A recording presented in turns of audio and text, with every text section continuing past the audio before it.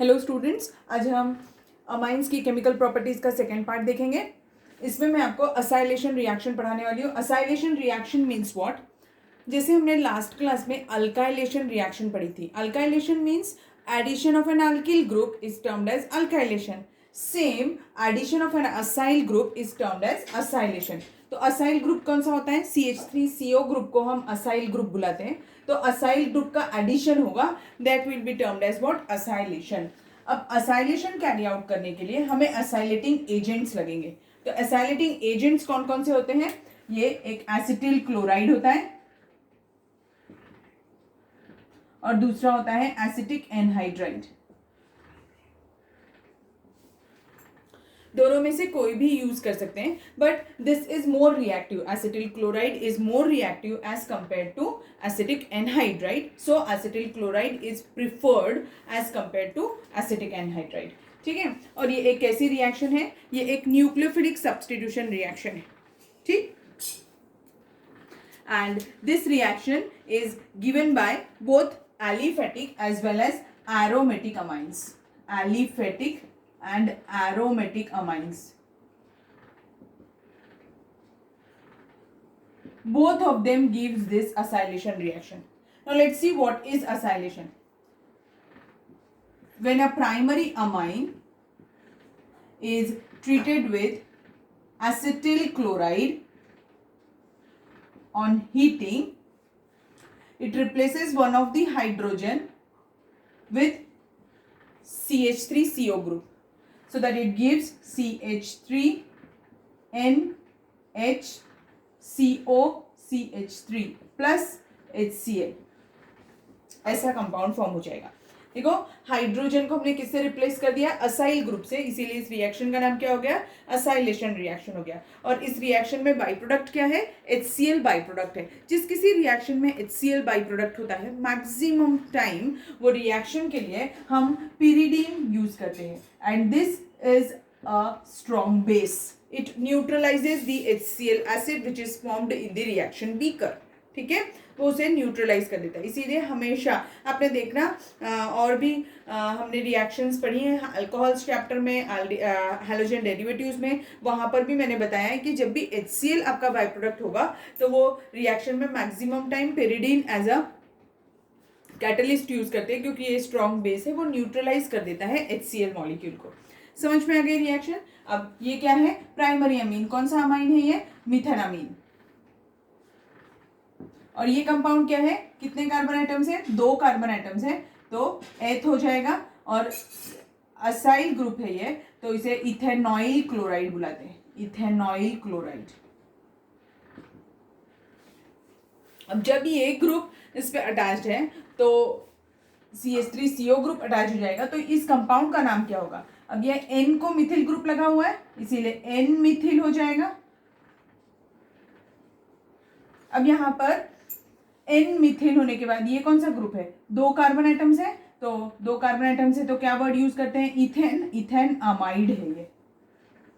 अब देखो बेटा, यहाँ पर 2 फंक्शनल ग्रुप आ रहे थे। आप इसको चाहिए तो सिर्फ अमाइन भी लिख सकते थे, या फिर हम इसे अमाइड भी लिख सकते हैं, पर हमने पढ़ा हुआ है IUPAC नॉमेनक्लेचर के accordingly carbon containing functional group को हम ज़्यादा प्रेफरेंस देते हैं, क्योंकि वो ज़्यादा रिएक्टिव होते हैं। इसीलिए हमने amide as a parent compound लिया है, और ये वाले ग्रुप को N मिथिल करके मेंशन किया है। ठीक है, समझ में आ गया? N मिथिल इथेनामाइड हो गया।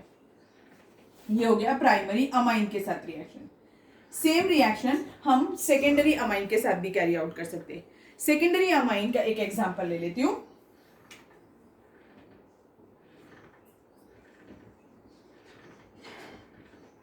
ये सेकेंडरी मिथाइल अमाइन है, तो इसका नाम क्या है? It is dimethylamine. Now this dimethylamine is treated with CH3COCl, यानी कि acylating agent, on heating in presence of pyridine. Again इसमें भी बाई प्रोडक्ट क्या होगा? HCl ही रिमूव होने वाला है। ये H को हम रिप्लेस कर देंगे COCH3 ग्रुप से।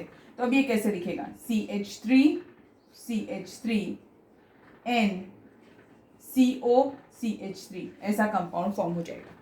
ठीक, और इस कंपाउंड का नाम क्या है? इस कंपाउंड का नाम है NN डाइमिथिल इथेनामाइड, N, डाइमिथिल, ठीक है। N को 2 मिथिल ग्रुप लगे हुए और ये 2 कार्बन एटम वाला है, इसीलिए इथेनामाइड।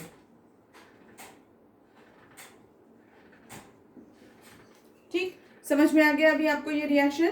तो बहुत ही सिंपल सी रिएक्शन है।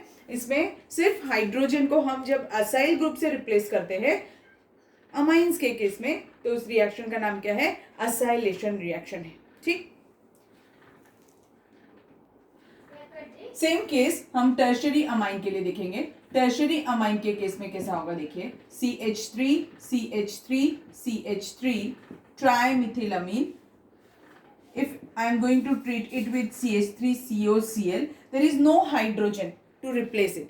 यहाँ पर नाइट्रोजन से डायरेक्टली अटैच्ड हाइड्रोजन नहीं है, इसीलिए ये रिएक्शन नहीं होगी। ठीक है, so tertiary amines do not give acylation reaction because they lacks alpha hydrogen atom बुलाते हैं उसे। So tertiary amines do not give acylation reaction. Okay, अब हम सेम रिएक्शन एक एरोमेटिक अमाइन के साथ भी देख लेते हैं। तो एनिलीन के साथ, when benzene ring containing NH2 is treated with acetyl chloride on heating in presence of pyridine, ये एक हाइड्रोजन किससे रिप्लेस हो जाएगा? CH3CO ग्रुप से। यहाँ पर भी बाई प्रोडक्ट क्या होगा? HCl बाई प्रोडक्ट होगा, और कंपाउंड कैसे दिखेगा? ऐसा NHCOCH3 ग्रुप आ जाएगा। ठीक है, समझ में आ गया कैसे किया रिएक्शन को? बहुत ही सिंपल रिएक्शन है। और अगर इसका नाम लिखना होगा तो क्या हो जाएगा? ये N को फिनिल ग्रुप लगा हुआ है, तो N फिनिल इथेनामाइड हो सकता है। आपके बुक में ये जो COCH3 ग्रुप है ना, ये वाले को कॉमन नेम दिया होगा, तो वो एसिटामाइड लिखेगा इंस्टेड ऑफ इथेनामाइड। तो अगर इसका मुझे कॉमन नेम लिखना होता तो N फिनिल एसिटामाइड हो जाता। ठीक है, समझ में आ गया अभी ये रिएक्शन आप सभी को?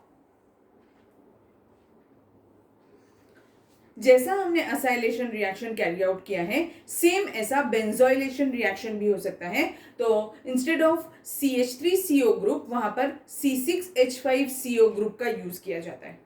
ठीक है, तो अब हम नेक्स्ट रिएक्शन देखेंगे इसके बाद।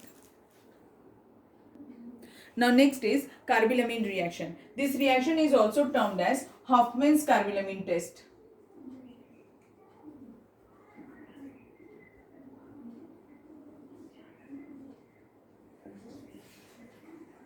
Or it is also termed as isocyanide test.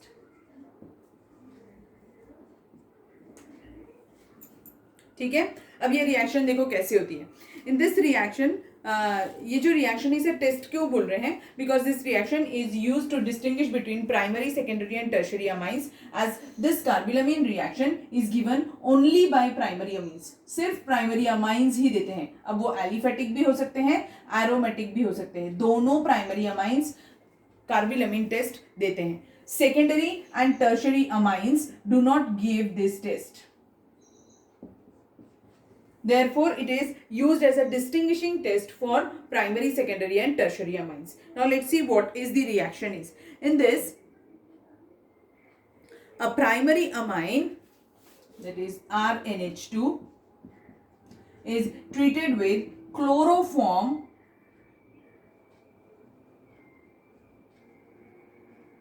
plus alcoholic KOH. ठीक है, अल्कोहलिक KOH यूज करते हैं। ये चीज याद रखना है, हमेशा याद रखना। जब भी अगर आप कोई भी रिएक्शन में KOH लिख रहे हैं तो you have to mention the medium in which the KOH is prepared, whether it is aqueous KOH और अल्कोहलिक KOH। तो यहाँ पर अल्कोहलिक KOH यूज करते हैं so that this on heating. अब हम रिएक्शन किसके लिए करें? कार्बिलामिन। कार्बिलामिन किसी साइंटिस्ट का नाम नहीं है बेटा। कार्बिलामिन मीन्स व्हाट? आइसोसाइनाइड को हम कार्बिलामिन बुलाते हैं। तो कार्बिलामिन फॉर्म होने वाला है या आइसोसाइनाइड फॉर्म होने वाला है, इसीलिए इस रिएक्शन का नाम आइसोसाइनाइड टेस्ट या फिर कार्बिलामिन रिएक्शन है। तो अब ये क्या बना देगा, RnC प्लस, और क्या फॉर्म होगा, KCl, कितने मोल्स, 3 मोल्स होंगे क्योंकि यहाँ पर क्लोरीन 3 था, प्लस वाटर, और वो भी कितने मोल्स, तो ये 3 टाइम्स, तो 3 मोल्स ऑफ वाटर। ऐसे रिएक्शन हो जाएगी।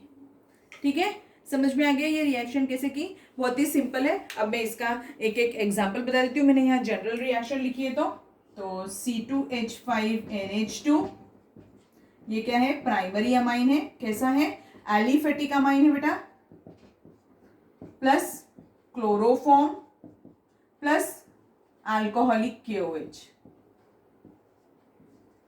On heating, it gives C2H5NC plus KCl plus water। ये हो गया। ठीक है, अब एक और रिएक्शन विद एनिलीन C6H5NH2, ये क्या है, एरोमेटिक अमाइन है, नाम क्या है इसका, aniline. This on treatment with chloroform and KOH, कैसा KOH है, अल्कोहलिक, मैं बार बार बता रही हूं आपको ये चीज। On heating it gives C6H5NC plus KCl plus water, ऐसा बन जाए। ठीक है, अब ये जो कंपाउंड फॉर्म हुआ ये क्या है, इथिल आइसोसाइनाइड, और ये क्या है, फिनिल आइसोसाइनाइड, इथिल आइसोसाइनाइड और ये फिनिल आइसोसाइनाइड।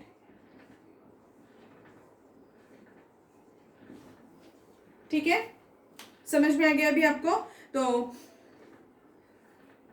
अगर कोई डिफिकल्टी है तो आप पूछ सकते हैं। बाकी आज की क्लास में मैंने आपको 2 रिएक्शंस पढ़ाई, एक पहले बताई असाइलेशन रिएक्शन और दूसरी बताई कार्बिलामाइन रिएक्शन। ठीक, ओके, थैंक यू बेटा।